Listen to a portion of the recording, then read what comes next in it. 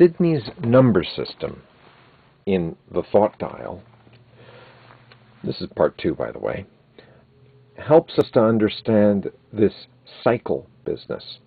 Things tend to innovate, expand, and then there's a period of maintenance, and then consumption or decay, until there's new innovation.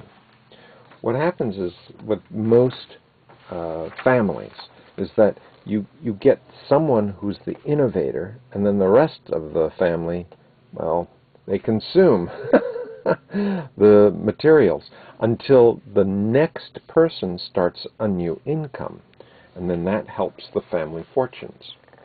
When you look at this sort of pattern in a company's organization, there was the initial idea of the apple.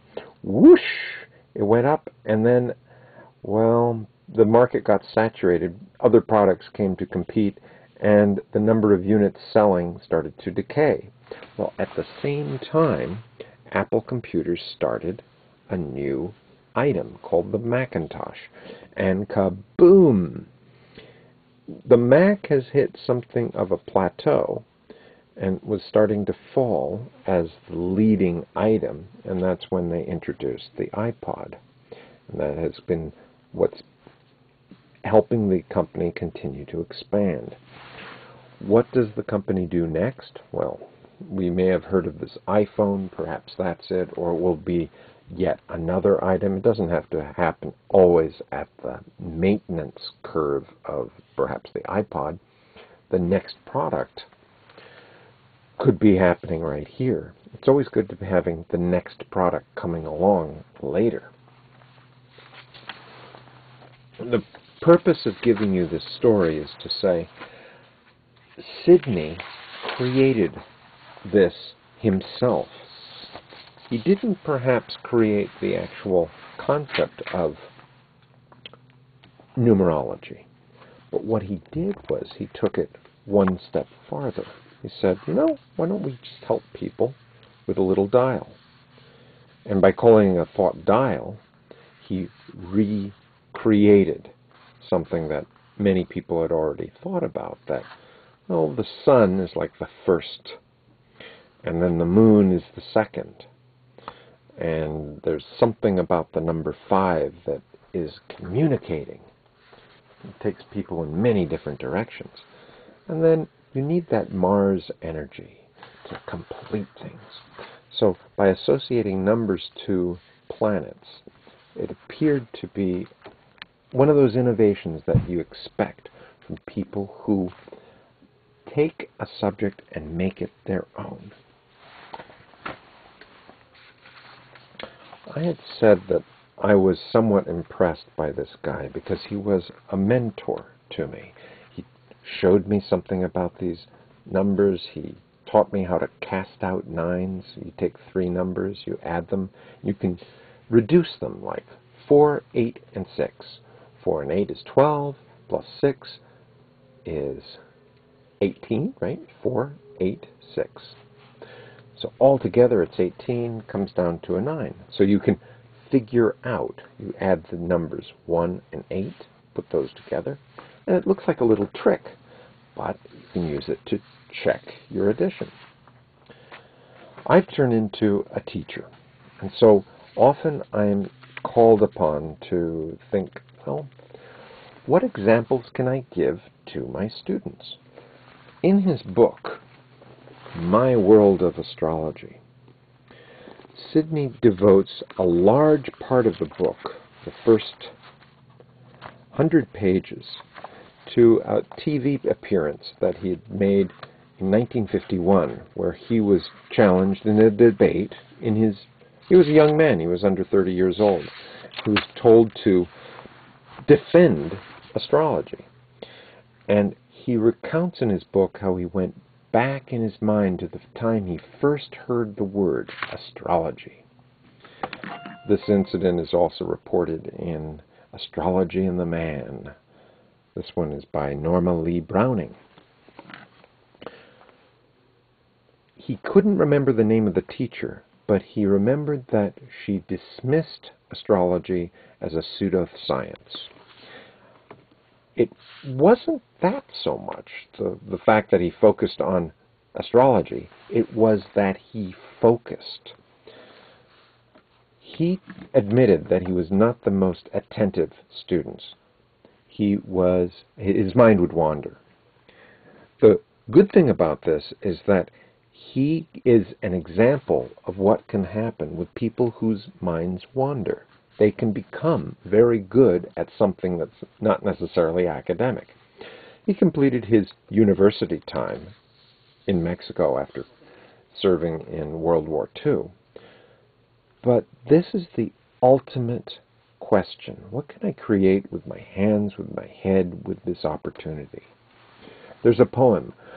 Courage comes from the soul within. The man must furnish the will to win. So figure it out for yourself, my lad. You were born with all the great have had. With your equipment they all began. So get hold of yourself and say, I can. He took his ability with writing. He said he wanted to kiss this teacher who had put him on to this curiosity. Because she used the word astrology in class, he became curious about it and read book and another book and another book, until finally he became such an expert on it through his writing that he developed his own business. He was out there making life interesting for other people.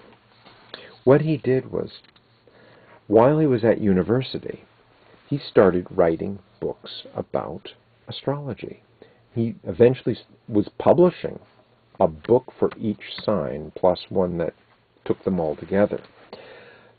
That is his great achievement. Most people will think, oh, well, look at all the time he spent arguing about astrology. I'm not so interested in whether he won debates or not. The fact is that he created an industry for himself using vocabulary. His is an example.